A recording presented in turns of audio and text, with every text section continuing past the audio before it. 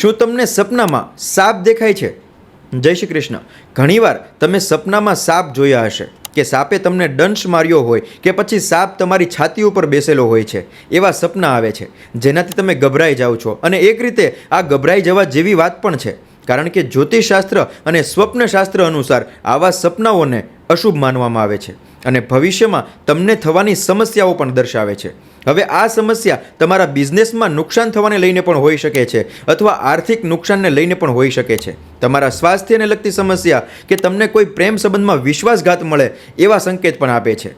આવા સપના ઘણીવાર એવા લોકોને પણ આવે છે જેની જન્મકુંડલીમાં કાલસર્પદોષ અથવા અર્ધકાલસર્પદોષ બનતો હોય છે. આવા સપના દૂર કરવા માટે સરળ ઉપાય છે કે સૂતા સમયે પાણીમાં થોડું નમક ઉમેરીને એનાથી સ્નાન કરવું, હનુમાન ચાલીસાનો નિયમિત પાઠ કરવો, તેમજ હનુમાનજીના નામનો 21 વાર જપ કરવો અને પછી જ સૂવું. એના સિવાય દર સોમવારે શિવ મંદિરે દૂધ, કાળા તલ અને જળનું મિશ્રણ કરીને શિવલિંગ ઉપર અભિષેક કરવો.